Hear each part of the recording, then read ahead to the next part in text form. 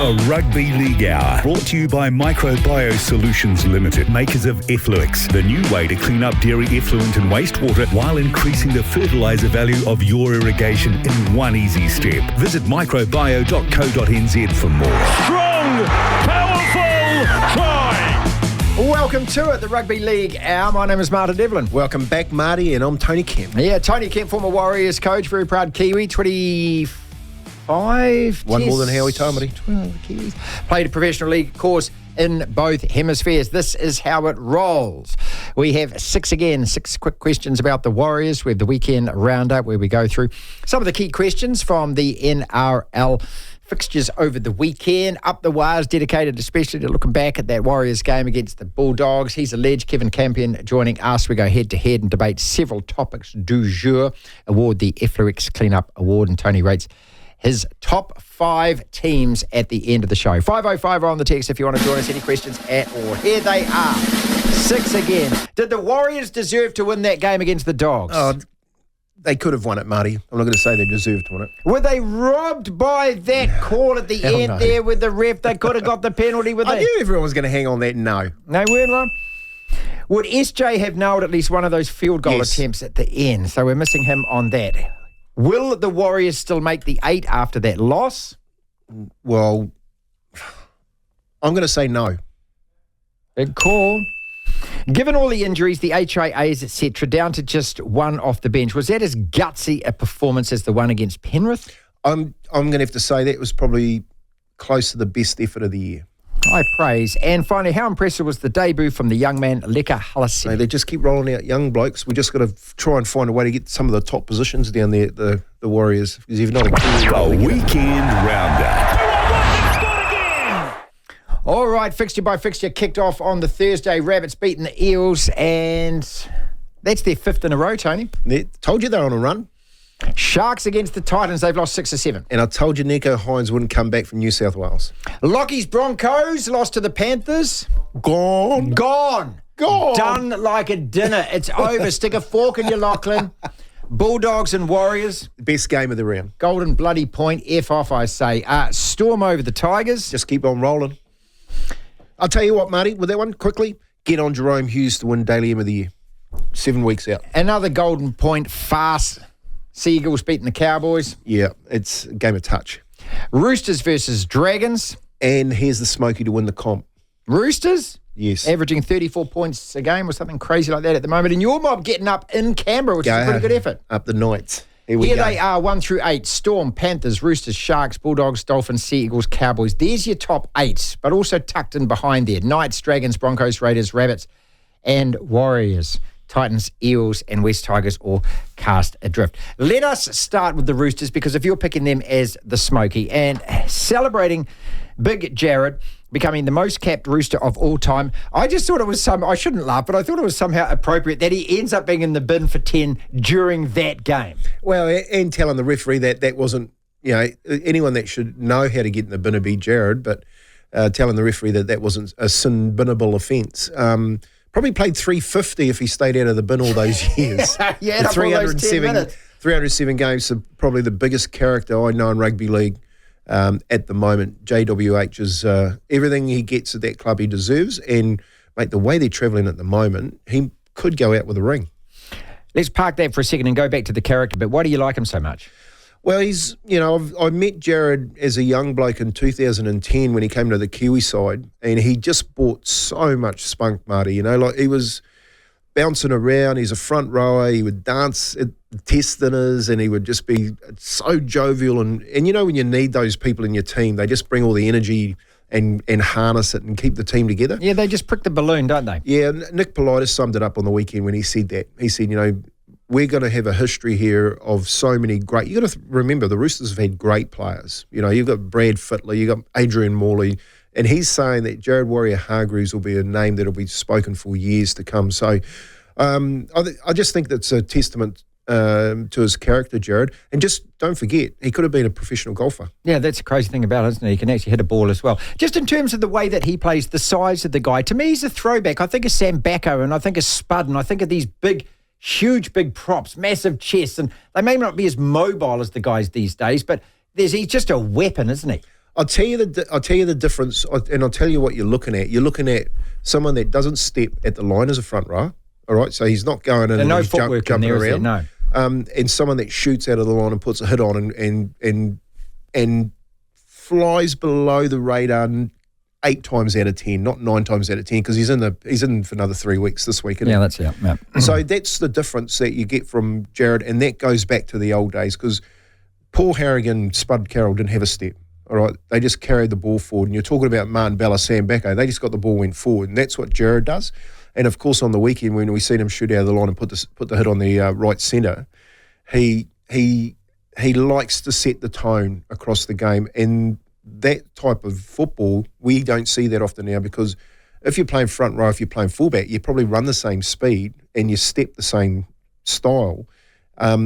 And you don't play like the old boys used to play, where it's just straight up and down. I'm gonna challenge you, and you're gonna have to stand up to me, and that's what Jared Waerea-Hargreaves brings. The Roosters won against the Eels, Dogs, Tigers, St George. That's 4 in a row. They are 11 and 6. They're into third.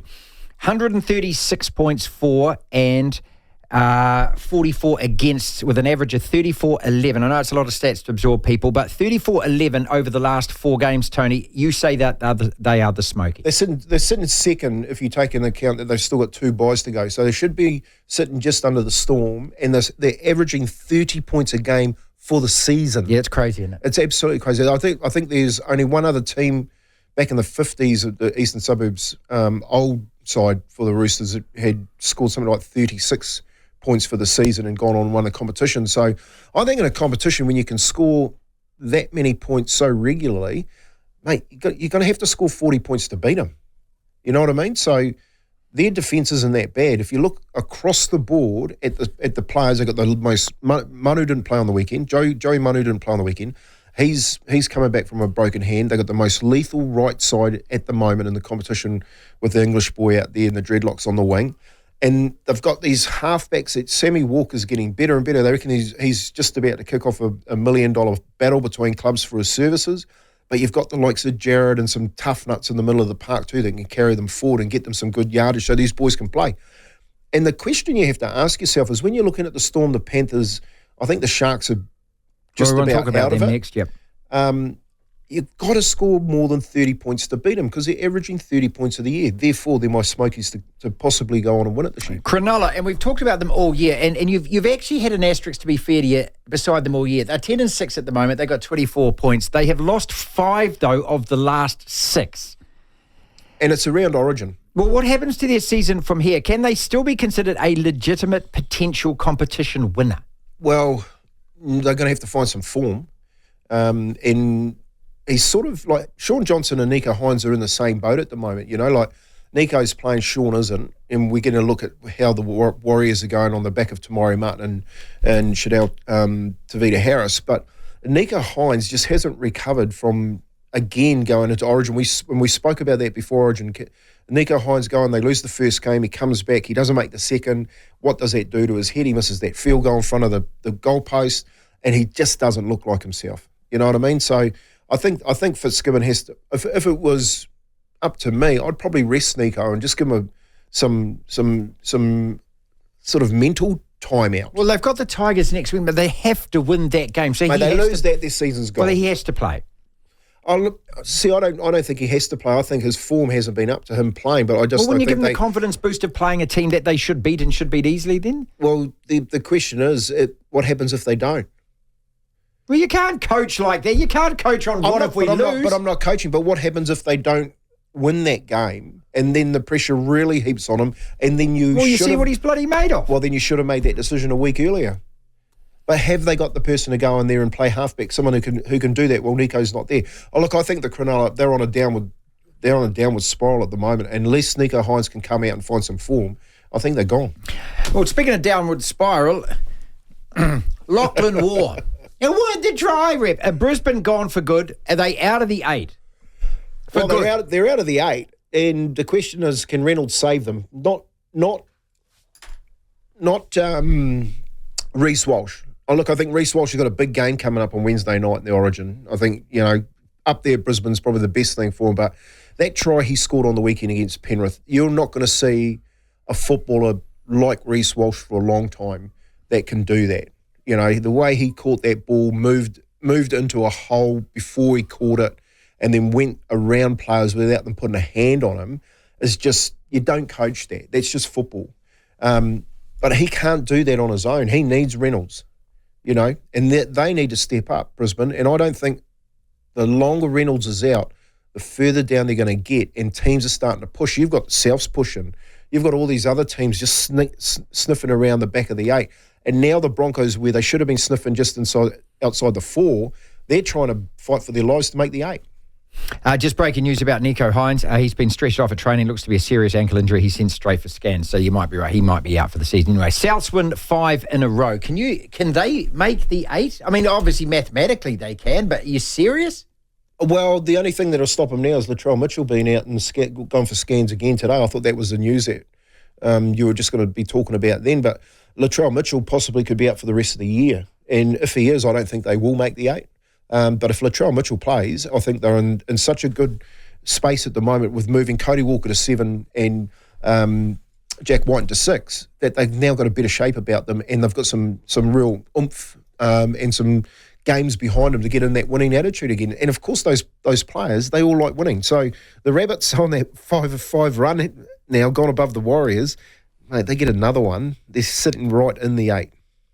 They're a chance. Well, they're 5 and 5 in their last 10 games, but they have won the last 5. The only other team that's done that is, of course, Melbourne. Can we anoint them right now? They're 4 points clear. Is it their minor premiership to lose? Yeah, 100%. The Roosters lose a game that they shouldn't. I think you can give it to the Storm, because I don't think the Storm are going to hand games up at this part of the year. But yes, look, between the Storm, the Panthers and the Roosters, I think they're still battling that out for a couple of weeks, Marty. I wouldn't say give it to them yet. I'd say after maybe the next 2 weeks, you could probably decide on that. Moan. I'm moaning sick all the time. Oh, it's Monday, and I got to moan on, all right. Again, bloody Golden Point. Again, I hate it. I've always hated it. It turns the game into a farce. It's not rugby league. It's a drop kick-off. They may as well call time at 80 minutes and just have a proper penalty shootout, or give each team 5 field goals and whoever scores the most wins. I don't get it, I don't like it, and I never will. And it's not just because the Warriors lost. Manly beat North Queensland, same thing, and it was just a big drop kick-off. It's regulation season. What is wrong with a draw after 80 minutes? That's the actual result, not some contrived made-for-TV marketing BS. Imagine if the Premier League abandoned draws and at 90 minutes, every tied game became a compulsory penalty shootout. Why? What's the point? Just because you think you need a winner? It's a points-driven competition ladder. At the end of the round robin, those teams with the most points go through to the finals. What is wrong with that? I'll keep saying it.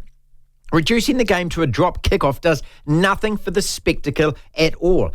How do I explain this clearly to the 30-second attention span dick pic Instagram marketing department? The result is a draw, and a draw is a fair and legitimate score. Devlin. I'm as tired as hell, and I'm not going to take this anymore. The platform. Martin, Devlin, Tony Kemp, and soon Kevin Campion as we discuss all things NRL. On that, text in. How about in Golden Point? Make it a golden try, but if you get a penalty or drop goal in extra time, you go ahead, you win after the extra time. It's just, no. Just end it at 80 minutes, Tony. I don't think, and I'll keep arguing, it doesn't add anything to the spectacle to me. And everyone that says we have to get a result, you got to get a result when you have to get a result, which is when some team has to win, which is called finals football. But the idea that at the end of 80 minutes that you can't walk off the field and accept the fact that both teams have scored the same amount of points, that bit I don't get. It doesn't sit with me. So the theatre, you'd have 9 out of 10 people say they love Golden Point because of theatre. It goes into extra time, and it's hell for leather. A drop kick-a-thon is what it becomes, and whoever gets 1 out of 7 wins a football game that in the last 80 minutes were battled hardened Warriors going around trying to get a win. Okay, so let's just say that transplant the Golden Point aspect of rugby league to the first 10 minutes, where both sides just lined up trying to kick field goals. The crowd would be on the field punching them, wouldn't they, and screaming, right? Because it's not rugby league, mate. No, and I'm not an advocate for Golden Point. I think that if you've played 80 minutes and you get something at the end of it, even if it is a draw, you take the 1 point away, because that's what you're playing for. You're playing for 80 minutes competition to try points, and get yes. a point. And if it's 1 point, you take it. You know, what people don't talk about here is the effort that was put in by the Warriors on Saturday night, and they walk away with nothing. 0. But they after 80 minutes, they had a point in the Same as bag. North Queensland, who, look, in the end, if you watch North Queensland, Manly, one of them had 5 attempts at it, the other had 4. Yeah. And that to me is just farcical. And you could have given away 8 penalties. Yeah. You know, and referees, they put the whistle away and they just let it go about and play itself out. So, Marty, you're right. I don't like the golden point. I don't know how long it's going to be around. I think TV dictates that for us with the theatre side of things, and people like it. But for me, coaches will be the same. You know, your players playing for another 10, 20 minutes. The preparation for the following week is basically out the back door. I think the consequence of losing is too big. Oh, superb! Up the wires. How good is that? You said earlier that you thought that was one of the best games that you'd seen so far. I haven't seen two teams as gassed as that after 70 minutes, considering it was only 12-all. That was the effort that was actually put in. When I asked, did the Warriors deserve to win that game, did they deserve to lose that game? No, and probably a draw would have been a fair an outcome. And I think both teams would have probably taken that, wouldn't they? 100%. Look, I haven't even looked at the stats this week on that game because I don't need to. I was watching the game. It was such a high intensity. It was played with the collision was very good from both sides, and there was no errors early on. And of course, they're going to get gassed after 60, 70 minutes across the board. And for the Warriors to lose so many players and down on players on the bench and to put that effort in and still just miss out, you can't not say that they weren't there and they didn't play to win that football game. They knew how important that game was. They all showed up. But for me, Marty, there were a couple of things that were missing, and they'll probably work on it over the next couple of weeks. One is the kicking game, all right? So you can't take away Sean Johnson's kicking game, because he is very, very good at that. Yeah, but you've been advocating that the other guys are actually better at this, and then so therefore you wanted the combination that you got. So there's two parts of that. What they do to Maury Martin and Chanel Tavita Harris is they open the game up. And you saw that in the first half where they're going left and right, kicking left and right. But the tactical kicking, they were just off. They had I thought Tamati was there's probably the poorest I've seen him play this year. Yeah, so and he would know that. He a couple of 7 tackle repeat sets they gave on both sides of the football field, let the pressure off a little bit. You know what I mean? So they have to sort that part of it out. And the other part that is a little bit worrying for me is not being able to close the game out when they get that tight. You know what I mean? Because you've got to open up both sides, but then you're looking to where am I going to try and set up for the field goal. I thought they had it set. They'll go down there, they'll kick a field goal. But they got themselves in a position where they looked like a bit scattered. It was a scattergun approach, and they couldn't nail it. Now, Sean's out there, they nail it. Yeah, well, he's been particularly good in the last couple of seasons. Yeah, so, although they've got this part of their game not quite right, Sean needs to work with those guys. I was thinking about it, what do you do? Well, Sean needs to give that knowledge to them, like where to kick it and how to kick it. Or the but there kicking should be coach several needs to set spend plays time at that with them. time, though, shouldn't there? And like you've got one or two that are going to make the put you in position, and then you've actually got to have players that. If you've got two guys that can actually do a field goal, then the defence has got to operate on both sides of that ball, doesn't it? So to me, it's set plays, and they must have these up their sleeve. Well, yes and no. It happens so often. Come on. When they go into extra time, they know where they need to get to. Yeah. So if they receive the football, they know they've got to go down, roll the yards down, get a good kick in, and try and start playing for field position until they get a turnover or they get themselves into that 40-metre area where they can start having shots. I'm not talking about that. I'm talking about setting yourself up so you can drop the ball onto your foot and kick the field goal. I'm not saying that the Warriors were the only team that were poor about it. Like Chad Townsend, you know what I mean? He had a shocker, and he's kicked plenty of winners. So it's a pressure once it starts to mount and the fatigue sets in, and they're in that spot. I thought they had even Burton had one. I mean, that one that hit the post and bounced out, you would normally think that he would have got. Okay. We have to address the Jamin Salmon thing, who's facing 2 or 3 week suspension for dangerous contact that the ref and the bunker both missed on Tamari Martin. Is that just a refereeing botch-up? I don't get into conspiracy theories here. So 2 parts to the question. Did they just get it hopelessly wrong, which is pretty inexcusable considering they're paid professionals? And how costly was it for the Warriors at that point of the game? Because it was so kickable. It was. They could have scored the try from the young boy that came on. He got over. Oh, he was brilliant, wasn't he? Just before that. Lecker. And then you go and see that and Tamari Martin. And, of course, you don't see it until they slow it right down, how late it was. So it was another, and it was late, no another question. step. Yeah. Yep. So saying that they can't go back, I was sitting there watching it on telly, and I'm going, the bunker's going to call it. He's just going to say that's a penalty. And then all of a sudden they call him out and say, he has to go off to get an HIA check. I was going, but what about the penalty? You know what I mean? Well, you could see with the blood coming from his face that there would obviously contact there, right? Which means that to me that's an obligatory look back at the incident, isn't it? Well, it is, Marty. And, again, I've never been a big fan of the bunker. I reckon you get rid of the bunker. Like, I think what rugby league should do is they should go back to just having the referee, the guy in the middle making calls. And he makes them as... And if he gets them wrong, he gets them wrong because that's what humans do. They get them wrong. Football's got the same bloody argument. You get them to have a bit more accountability because at the moment they just throw their hands up in the air and they say, well, you do it. And, of course, on the weekend you listen to, commentators saying, Bunker's got too much to say. Well, he shut up this time and now you're saying he should be talking. I just think the referee, the easiest way to do it, the problem you got, Marty, is that you won't see that slowed down. It doesn't look like it's a late tackle. And he hasn't got his arms flaming. They just run and it's a head clash, So he hasn't gone in maliciously and attacked them. He's just run to try and stop the kick and had a face clash with him. And I just think that the referee, if he called it, he should have called it straight then. The bunker missed it. And in the end, I think, Salmon's, he's been put on report and probably going to get 3 weeks for it. Finally and quickly, before we go to the break, and Kevin Campion going to join us. 2 quick things. You got to mention Mitch Barnett, who over 20 carries and offloads was just outstanding. Now he gets his Origin debut. So, the guy deserves that thoroughly, doesn't he? He's been outstanding. Well, he was 55 tackles. I thought he was very good on the weekend, but he's been their best player this year. Oh yeah, he has. Yeah, he'll pick up the Warriors player of the year for sure. But you just need those blokes across the board. Like when you've got someone, Adam Whanua-Blake will be our highest paid player. He outstretch anyone in that team. He should be at the front leading every single week. You know what I mean? That's why you're paying him the big bucks. Toru Harris isn't there. These are guys I'm talking about that were coming in last year and playing out of their skin. You've now got a guy come off the bench. He's now their loose forward, who's been around the block, won a final, but now he's probably their second best forward at the moment. And Marata Nuakore's been out for most of the year. So Mitch Barnett doing what he's doing, mid-range. Capewell, yes, he's in the Origin side this week, but has he really been hitting that type of form that we want him to?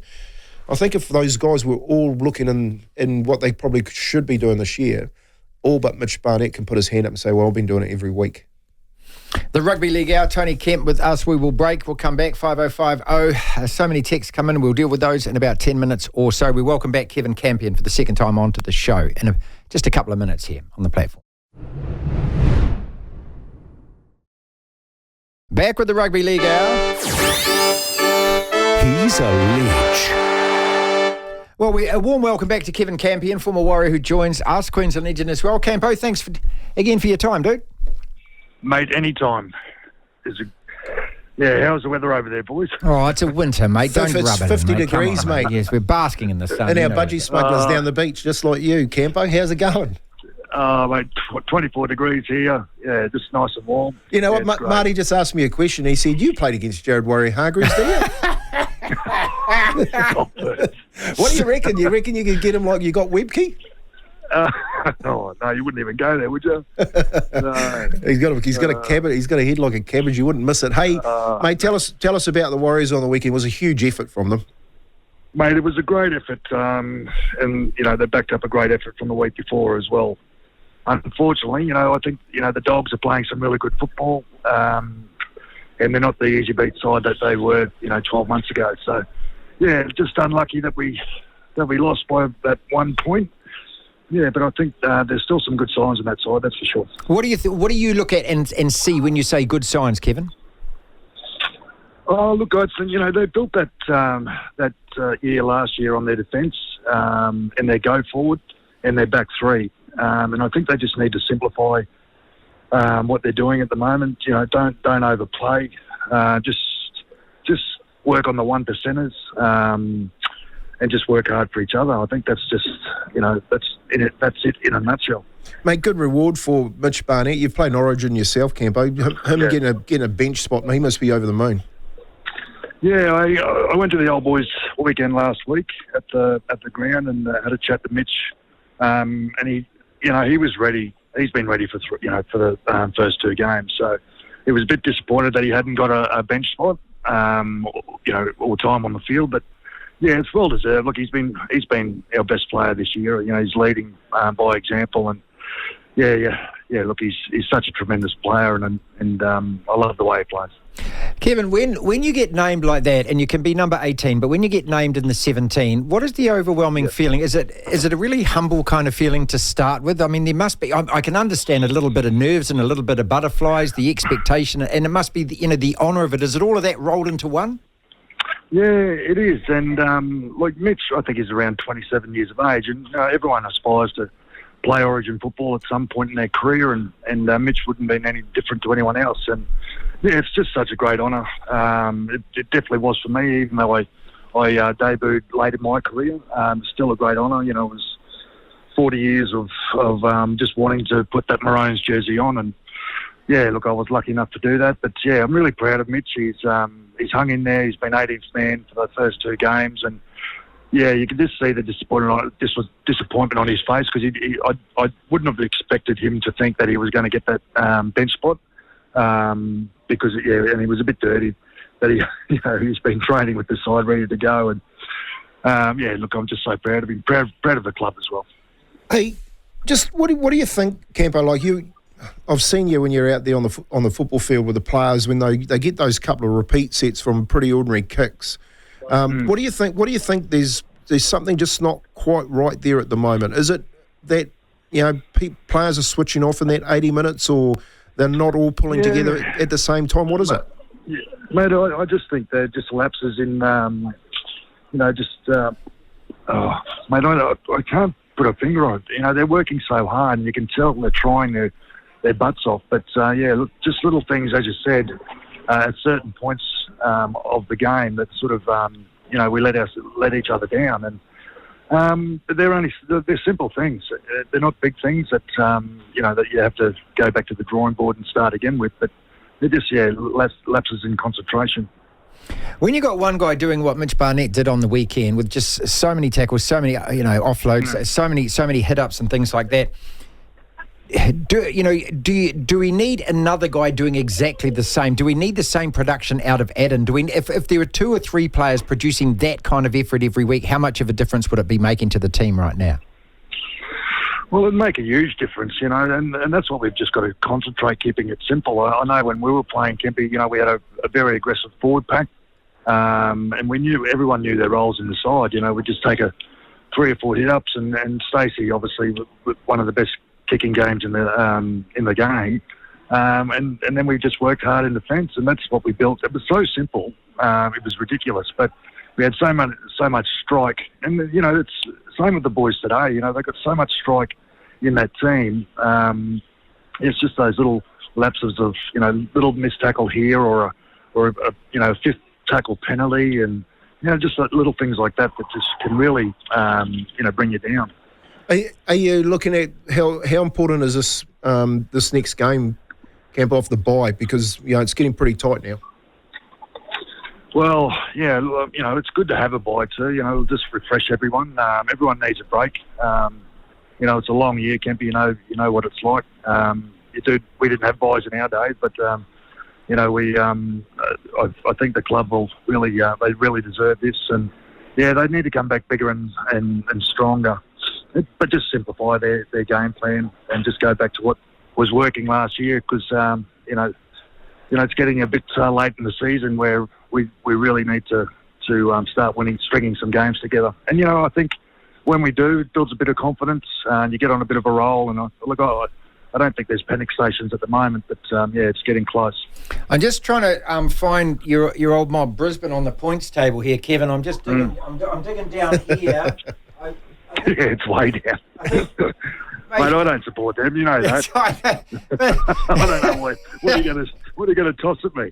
I'm not supporting them. I want to know what your real thoughts on Golden Point are, because we're arguing before about it. I don't mind it in finals football, mate, but when it comes to 80 minutes, I like the idea that you fought for 80 minutes. That's the result, and it might be half satisfying. It might be actually feeling like, great, we got out of that with a draw.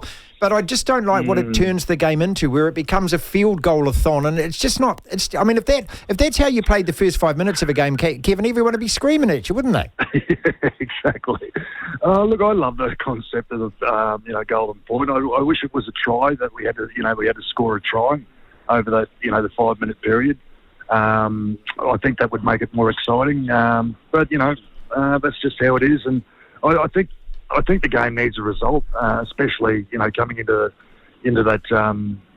It's big when it comes back to the top 8 at the end of the year. Those points really count. I know we've had a draw already during the season, the Warriors, but hopefully that doesn't come back to the Hornets either. I'm glad they don't make it a try and Golden Point in your day, mate, because you would have thrown another 10 intercept passes thinking you're a 5'8". hey, Chip and chase, you know the old saying. You and Gilly, mate, you're the best intercept passes in the world. You two put you in the same team. Geez, that would have been funny. Hey, I couldn't pass left to right or right to left. You know that. Tell us about the Origin. Billy was a bit rattled last one, and it looks like, I've watched the last couple of days, it looks like Madge Maguire's got a little bird in his hand, mate. He's a bit chirpy again. What are we going to see? What are we going to see from the Maroons? Are they going to step up here and stop being bullied, or are they just going to go under a rock and hide? Because we definitely were bullied in that first game. I think Ruben Cotter needs to go out there and prove, because he's a tremendous player. Look, and he got found out in that first game, and they just ran hard, and they played the ball quick, and we just couldn't keep up with them. And they worked about butts off in defence, and that was a pretty simple. And they had some strike, obviously. That first game, we played 12 men. But I would assume that the Queenslanders will come out firing, and they won't let that forward back get over them again. Just the build-up between now and Wednesday week, Kevin, finally, and thank you so much for your time again, mate, in Queensland. I mean, is anyone thinking, talking, breathing, looking at loving anything else other than this? Marty's got his blue jersey on too. Of course I have, mate. How obsessive is it, and how difficult is it for New South Wales to come up there into that and combat that, let alone play the game? Yeah, look, it's daunting. We've won the last 2 series. I'm so glad that the game's at Lang Park, and it's just an event that I'm not sure if you boys have ever been over to a state of origin. It's not unbelievable. Me, no. I think the buses are going past Caxton Street again. I think they're going to detour past there. So. And they've stopped that for a number of years for a number of reasons, because good reason. Because you're inside the Caxton throwing things at them. They used to be out on the street, didn't they? Banging the bus. Banging, rocking the bus. It was hilarious. Yeah. So it was a great experience to go through that. I had that privilege of doing it. It was just unbelievable. But just the support we have in Queensland is nothing like it. Appreciate your time as always. You're really generous with us, mate. Thank you so much, Kevin. My pleasure, boys. Let you get back to your pina coladas and your budgie smugglers. 24 bloody degrees, mate. Eh? How about that? I'm sweating. Good on you, lads. He's fantastic. He's such a decent bloke. I told you that story. He was going to whack me up. Yeah, mate, the amount of media guys that I stopped them from wanting to do that. Well, yeah, because it was Georgie. It was Georgie Mann, I think, and he was the media. Dwayne Mann. No, I think George was the media liaison. Dwayne. Was it Dwayne back? No, Don. Don, I apologise. Don was the media liaison for the Warriors back then. And we had an interview jacked up. And anyway, for whatever happened, he didn't answer his phone. And I was dialing him live on Radio Sport Live on air. And I was just giving it to him hard down the phone. Anyway, I then got a message back from the club later in the day that Kevin wants to know where you live. He wants to come around and talk to you about that. Bring that wood. Honestly, mate, I was shaking like a dog doing raisins. I went out there and I apologised to Don and I apologised to Kevin, and he just stared at me and he didn't say anything. Gave me a wink at the end of it, mate, but I was crapping myself. I'll tell you, he came back for the old boys' day last week, I think it was. He's getting like a helipad on the top of his head. Yeah, we all do, mate. Yeah. And I said to him, mate, you need to go and do something about that helipad on the top of your head. And he's burst out laughing. He's such a character. And he's one of the best captains I've seen at work. You know, like he didn't say anything that he wasn't prepared to do himself. Yeah, he comes across like that kind of a guy, doesn't he? Yeah. He comes across like the ultimate teammate. People always speak so all the players that play with him, this to me says an awful lot about any team sport, what the players say about that guy. And if you go back to the All Blacks last year, they all speak so highly of Sam Cane. You know, you can talk about it in the media, talk about every critic or whatever, but when the players actually endorse you as a player, that says a lot to me. Yeah, he's just a champion bloke. Well, you know, me and him have got a really, as you can tell, got a really good relationship. And that was just built, you know, from me being an assistant coach to coaching him, to bringing him back into the coaching scene, you know, because he was just such a good bloke to have around. So he's still there and around the boys today, and they still use him, and he's one of the finest that the Warriors have ever had in that number 13 jersey. Let's go to the break and come back. We're going to go head-to-head. We've got the Effluix Cleanup Award, 2 award, and TK's Top 5 as well. All to come still on the Rugby League Hour, plus your text messages. Head-to-head. Whole lot of topics to talk about, Tony. You said the Warriors will still make the 8. Are you that confident? No, I said that they won't make the 8. Okay, but you can try and put words in my mouth because you've been getting slapped up all year on this one.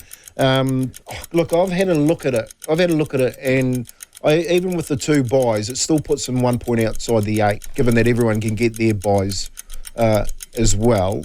And then that means they're going to have to win. I think that the cut-off's going to be 32 points, 31 at the worst. So they possibly could sneak it, but all right, okay, 5 to 7, no chance. The buy 2 points, but okay. So then away Canberra, home Tigers, home Eels. All 3 of those games are going to have to be won. I don't think they can drop a game out of those. Look, I'm not even worried about that. I think you can forget the points. You've got to look at the game and go, what does it mean to that other team? So, well, Canberra are now in Stook Street themselves because they lost at home to your right? They're going to have to play like they're going to play like they played against Canterbury, against every one of these teams that are either fighting for a 4 or to get in the 8 or to stay off the bottom of the table. Well, let's go through them then. Let's go through all the teams outside the 8 at the moment, and you're going to tell me which of these are going to make the 8, and then we'll go into the 8. All right. Knights are 9th. I don't think they make it. Dragons are 10th, 8 and 8. I don't think they make it. Broncos. Only team that can make it. With what? With the way that they're playing? Good call. Only team that can make it from the 8. Raiders 7 and 9. Can't make it. Rabbitohs 6 and 9, 5 in a row. Well, not without Latrell Mitchell. Won't make it. Warriors 7 1 and 9. Still can't make it. They're too far back. At 1 point. Mate, they're only a win and 2 wins out. They're 2 wins out already with 7 games to go. All right, well, you give me, these teams then. Okay, I'm giving the first 4 and saying that they're cement regardless. Sharks, Panthers, Roosters, and Storm, obviously. Okay, Bulldogs, do they stay in the 8 and make the 8? Bulldogs are first time back in the 8 for a long time. They're 9 and 7, mate. They've won 2 games on Golden Point back to back.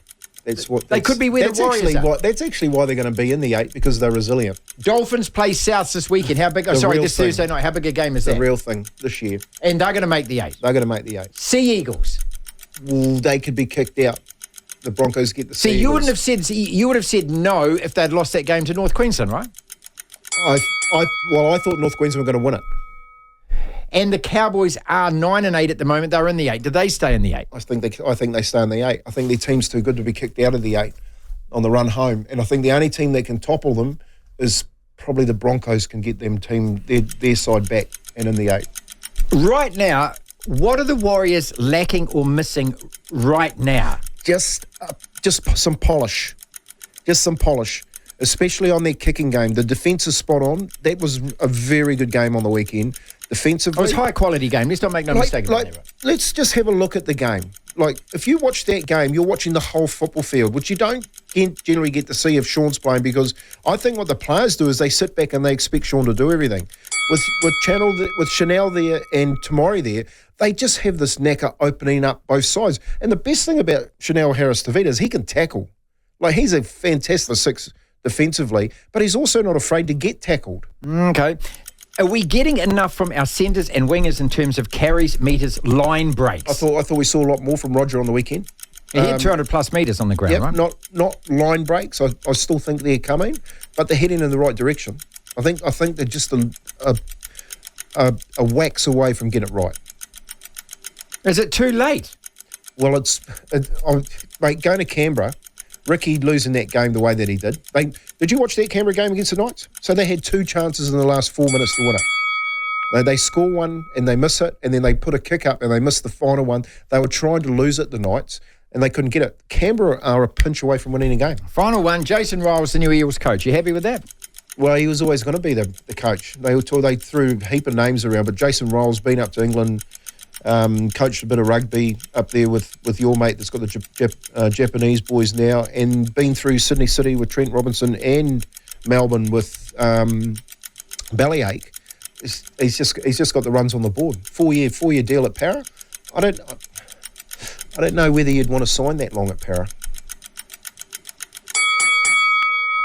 The Ifluix Cleanup Award. This is easy. This is where someone or some team, looking at a loser, turn it into a winner. Who is it this week? Well, I'm going to go where it should only go this week, and that's to the big number 8 that plays for the Sydney Roosters. All right, he's cleaned up the competition. Well, he's cleaned up the competition. He's the best Sydney City player that has played in that jersey with that amount of games, and could have actually wiped the floor with them if he'd spent more time on the football field than he had been sent off. Yeah, but would he have been the same player, Big Jared, if that's the case?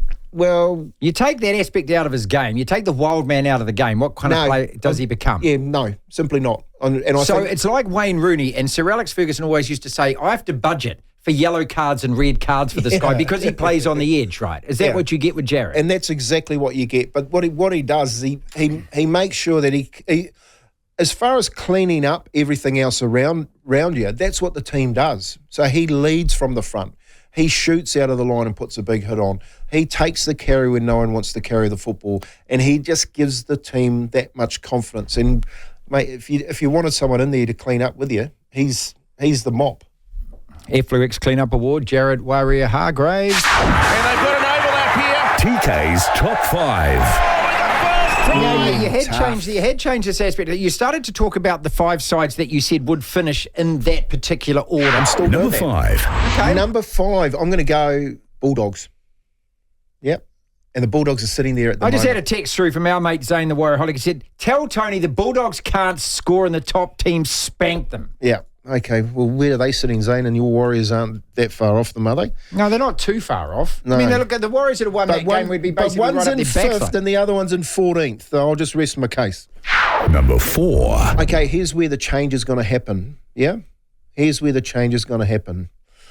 I'm going to go with the Cowboys to finish 4th.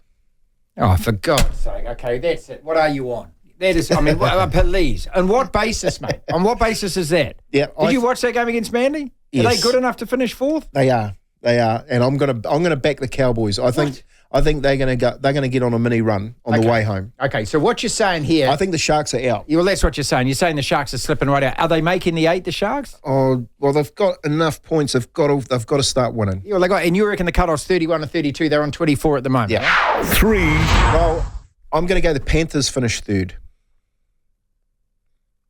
So that's Roosters overtake them. I think the Roosters have still got 2 buys. They're scoring 30 points on average a game. Where did Penrith finish last year in the points table? Oh, they finished first. Oh, okay, well, there you go. All right. Yeah, but they're not the same. The year before that? Not the same. They finished first. What about the year before that? Well, I can guarantee you this second. year, Marty, Ah, that the Panthers won't finish first. All right, then number 2 has to be... The Roosters. Number 2. I think the Roosters will just get pipped by the Storm. How long have you been a fan? Of the Roosters? Yeah. All year. Ever since you've had an apartment in Vaucluse? Hey? Since the brown paper bag came my way. Exactly. If we could afford one in Vaucluse, I'd love an apartment in Vaucluse. But look, there you actually, to be fair to you, have actually been right in them all year. It's just getting them consistent, and they've won the last 4 games. And I think there were a couple of standouts for me on the weekend. One was Jerome, Daly M. You can go and have a look on the TAB and back that. I think you back that right now. And the other thing, I think the Roosters are dead set smoky. No one's picking him, but I think at 30 points... Do you think they've got enough firepower? 100%. Okay. 100%. Look, by that, I mean, are they an injury away? Well, that's the only thing that'll stop him. See, they got Tedesco back, and he played bloody well. I'm not worried about Tedesco. I think Joey Manu going to fullback's just as lethal. Okay, all right. But they lose Walker, young Sammy Walker. Sammy Walker, honestly, he must have been a pinch away from if Moses or Cleary weren't playing to play Origin this year. Number one. Number one. So it's only one team, isn't it? Well, number one's a Storm. I can't believe that. I just don't know about young Sammy Walker. Was he might be a Queenslander, isn't he? He is. Oh, there you go. Well, he mustn't be too. I reckon. Well, he's a long term replacement for Cherry Evans. He's gone. But the Storm, Jerome. All right, I haven't seen that kid play this good. This is a Melbourne Storm side who are missing. Well, they're talking about Munster being back. That's the scary thing about. So they've Melbourne. they've done all of this without him essentially for the whole season. Pappenhausen out for a hell of a lot of that season. How good is Pappenhausen? So they get the young guy Falago, comes in and sets them on fire. Do you see that try he scored on the weekend? So he's a specialist. Yeah, well, from this the is scrum. what I mean. Look, when you've got pace like that, there is. Ernie Curtin used to say it's gas. The All Blacks don't have it at the moment. There are very few rugby league sides that have got a guy that is just that goddamn fast. But Pappenhausen's got white line fever. You know what I mean? You back Pappenhausen every week for just a try scorer. You know, and the same with Jerome Hughes. You'd back him to be try assists or anything because he's on absolute fire. I think he's special for Daily M Player of the Year. I'll ask you one more time before the end of the show. Are the Warriors going to make the 8? I'm going to say, Marty, no. The man just set up the try. That was the Rugby League Hour, brought to you by MicroBio Solutions Limited, solving environmental issues using green technologies. Visit microbio.co.nz. It started with a Mitchell try. It'll finish with a Mitchell try.